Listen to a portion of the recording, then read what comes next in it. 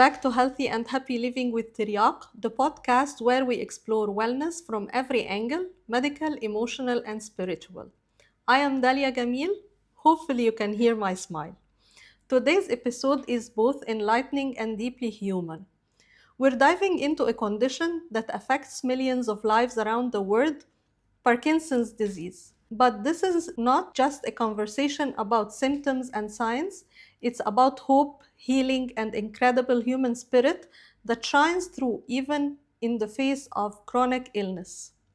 Joining me, Dr. Youssry Salah, who brings both expertise and empathy to this topic. A neurologist at Saudi German Hospital, Dubai, with years of experience treating patients with Parkinson's and other neurological conditions.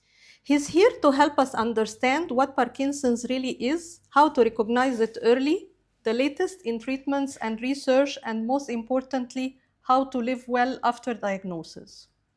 Whether you're a patient, caregiver, healthcare professional, or simply curious about Parkinson's, this episode offers insights, stories, and practical tips that could change the way you think about Parkinson's. Welcome, Dr. Youssry. Thank you for this fruitful introduction. Thank you for being with us. Yes, and thank you for having me today. Thank you. Dr. Youssry, what is Parkinson's disease and how does it affect the brain and the body? Okay, imagine your brain has a beautiful and finely tuned orchestra that controls your every movement. For this orchestra to play in a perfect harmony, it needs a conductor. In Parkinson's, the brain cells that produce a vital chemical called dopamine, which is our conductor, slowly and progressively are lost. So without enough dopamine, the music of movement becomes uncoordinated. This leads to the classical symptoms: the tremor, the stiffness, the slowness, and balance problem. But it's very crucial to understand it is not just a movement disorder. This dopamine storage can affect the entire of your body, can affect our sleep, can affect our mood, can also affect our sense of smell, and can affect also our thinking. So it's a whole body experience. Why does it occur and what are the known causes and risk factors?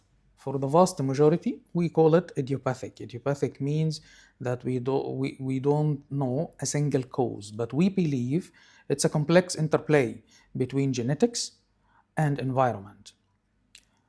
The main risk factors is simply increasing age, but it's critical to remember that Parkinson's is not a normal part of aging. We also see it in younger people in what we call it young onset Parkinson's. So it's an interplay between the genetics and the environment. It is not only one player here. So we need to be vigilant about it.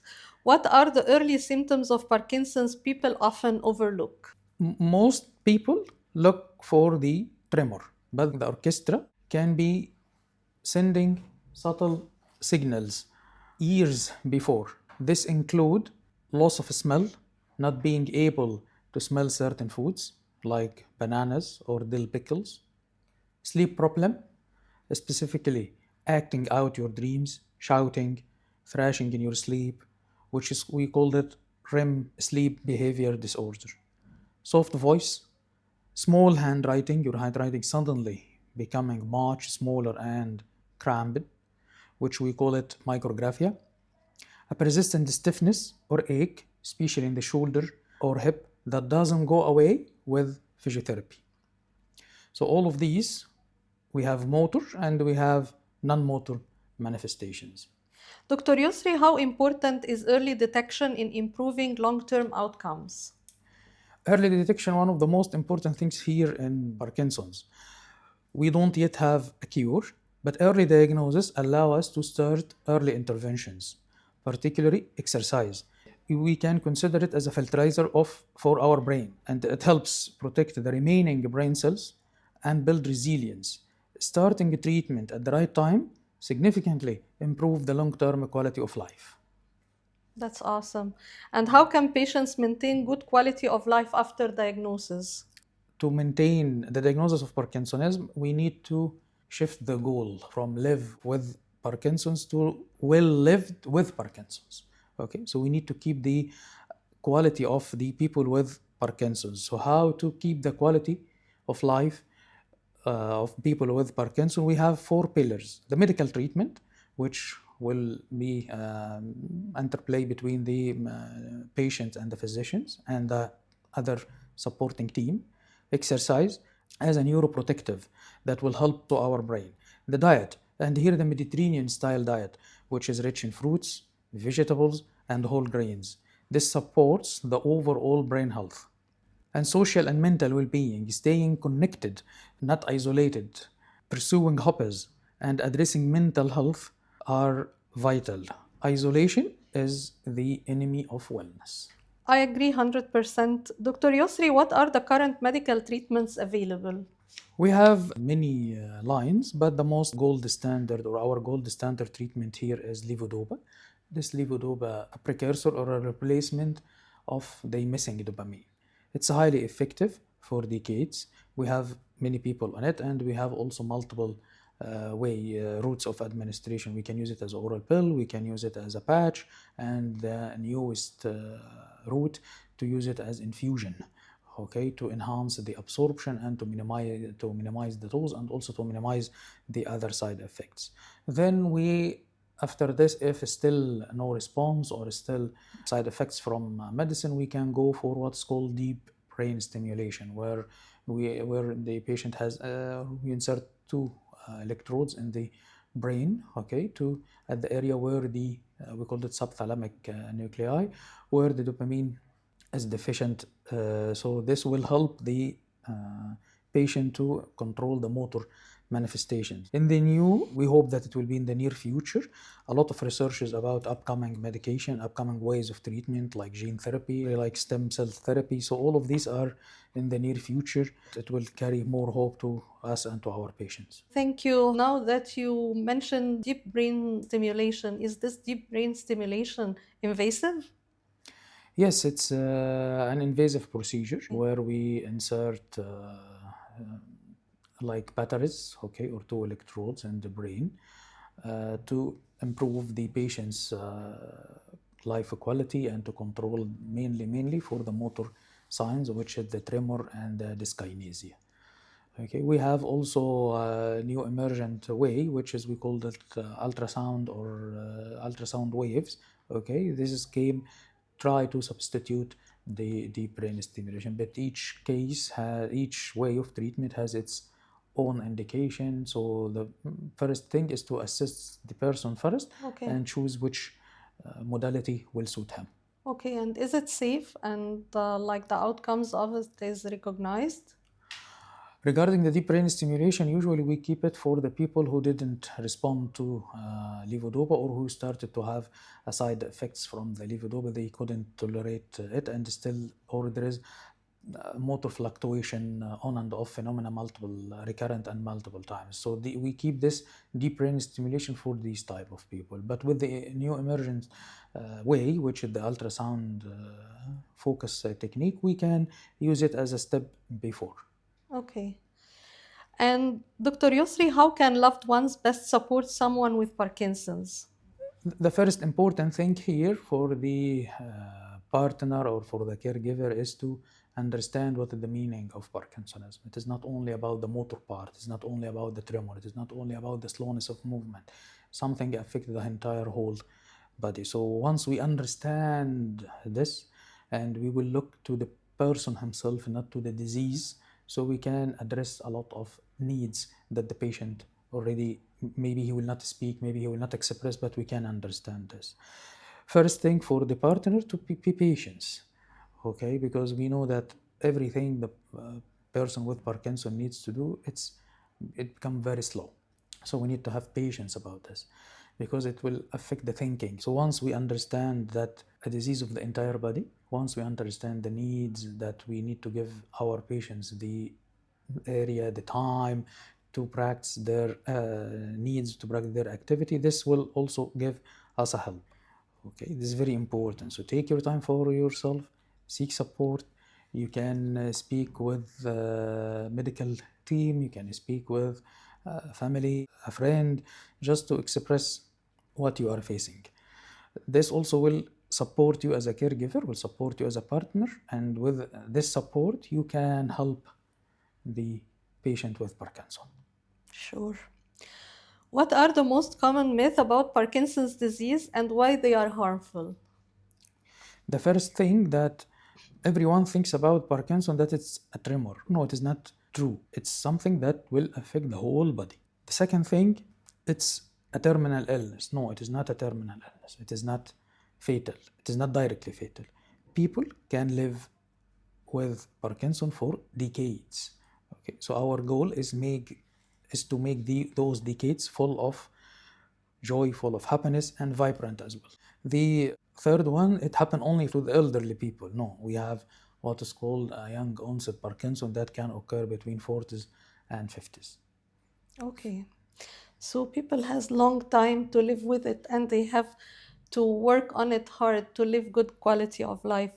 Dr. Yusri, are there misunderstandings about tremors, dementia, and aging?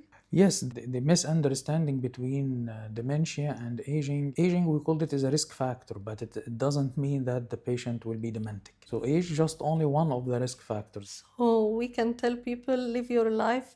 You are still focused. You know what's going on around you. How Yes. does Parkinson's affect emotional well-being of the patient? Profoundly, the chemical changes in the brain can directly cause depression, can cause anxiety. Challenging of the to live with a chronic condition is itself a burden. We must treat the mind with the same urgency as the body. Therapy, support group, sometimes medication are not a signs of weakness. They are a sign of strength, and it's a critical part of our comprehensive care. Dr. Yusri, what is the importance of addressing mental health alongside physical health? The mental health comes first, okay? When I have a clear mind, a clear thinking, addressed goals, all of this by itself, we can consider it motivation, Yeah, okay, to our life, to our body. We have an aim to live for, we have something to achieve. So all of this, it's power, okay? yeah. And also it will help our body to react in a good way with the burden of the disease. Very wise opinion. What inspired you to specialize in neurology? Our brain, I consider it as the essence of who we are now. And it's a part of medicine that full of mystery. Still, we have more than I think we learned. Yeah, the We more need we to learn, learn. the Yes, more we the more realize we that we realize didn't that we didn't learn anything. we didn't learn enough. Yes. What's your message to patients and families dealing with Parkinson's? First, stay positive all the time. Understand the disease. It is not the end, and it's a journey. For the patient, you are the author of your life. We know that some days are hard, but I'm sure 100% that on the other side, we have full days of joyness and happiness and enjoyment. You can ask for help from the team, from the family, from the friends, but again, you are holding the pen. So please author your life full of joyness and happiness and well-being. Yeah, start every day as a new chapter. Dr. Yusri, are there lifestyle choices that may reduce risk of developing Parkinson's? Yes, first, exercise. Exercise comes first. Then, healthy lifestyle, including the healthy diet, good sleep, and how to manage stress. Staying socially and mentally active. Okay, isolation is one of the known risk factors for many of the diseases, Yeah, mental health, other neurological disorders like Alzheimer, like Parkinson. So don't be isolated. Social connection, social wiring, all of this creates challenges to our mind. So all of this makes our mind active. sure. What are the available resources that patients and families can explore? I prefer here websites and foundation for the Parkinson. You can follow Parkinson Foundation. You can follow Muhammad Ali Parkinson Foundation as well. You will have يعني a lot of unlimited resources full of information, and also you can contact them and they will help you with anything that they might provide you with the resources, with the needs. It's really good things you can try. Awesome.